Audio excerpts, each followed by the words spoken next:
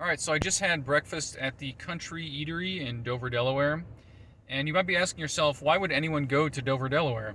And at this point, I think I can say I came here to eat that meal because that was a fantastic breakfast. I had the Rising Sun, which was one egg, two strips of bacon, one sausage link, a bunch of, I think, what are they called, like country fries or home fries, or like the potato dish. Pancakes or French toast. I got the French toast. And then a piece of scrapple. Scrapple is a regional dish here in the Mid Atlantic, and it's actually derived from a German dish that was brought over to Pennsylvania. And it's basically like ground pork mixed with cornmeal with some spices. The breakfast overall was fantastic. The scrapple was okay. I've never had scrapple before. I didn't find it to be particularly appealing. Later that day, I drove south to Lewis, Delaware to go to the Fort Miles historical area, but they were closed.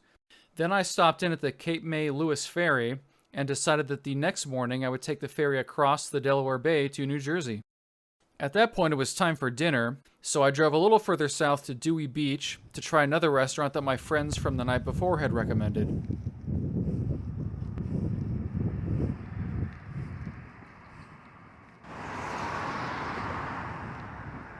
Yep, I was at Woody's to try one of their world famous crab cakes. Now, I had never had a crab cake before, so I wasn't sure what to expect, but I was blown away. The crab cake was not cheap. In fact, they don't even list the price on the menu, but it was totally worth it. Everything I had there that night was delicious, and it was a really cool bar. And thus ended my first visit to the first state. Many people joke about Delaware because it's so small, and they say like, oh, does anyone even live there? What even goes on there? And I guess I kind of felt that way too, but honestly had a great time.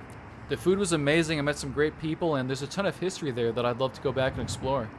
But the time had come to move on. The next morning, bright and early, I showed up at the ferry dock, and there were a lot of people there.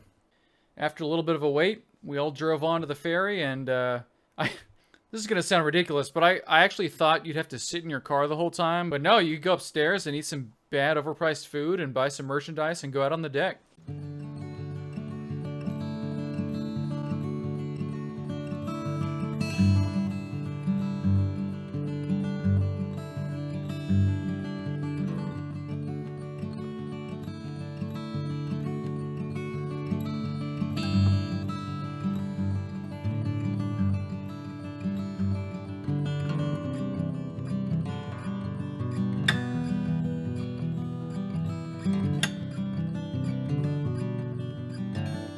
It was definitely a fun and interesting way to get from Delaware to New Jersey.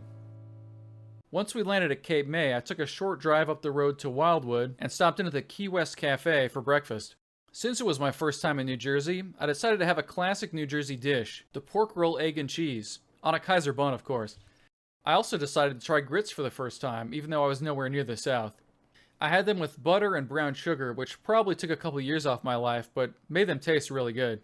The pork roll, egg, and cheese sandwich was okay, but in hindsight, I kind of wish I'd just had a regular breakfast food. Overall, I loved this cafe, and I hope I get to go back someday. Wildwood is another cozy seaside town that I would have loved to explore, but I had to move on. I had plans in Philadelphia. But before I left New Jersey, there was one more thing I had to do. Look, when you're in New Jersey, you gotta do three things. You gotta eat a pork roll, egg, and cheese, you gotta listen to Bruce Springsteen, and you gotta drive the New Jersey Turnpike. That'd be more exciting, honestly. Once I got back to Philadelphia, it was time to explore the famous Reading Terminal Market. I started off with a smoothie, which was excellent, and then it was time to try a chopped pork sandwich, which I had been told is what the locals actually eat instead of Philly cheesesteak. And it was okay, but the Philly cheesesteak was better.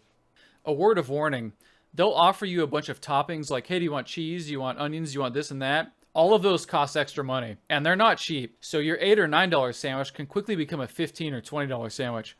There were a ton of shops to go to here and so much good food to eat, but I had one other stop to make that night, and that was the Philadelphia Christmas Market. I forgot to take any pictures or video because I was shopping for Christmas gifts for people the whole time. Honestly, the whole thing was kind of a disappointment, but I still had one more thing to do before I left, and that was to see the world-famous Liberty Bell. The end.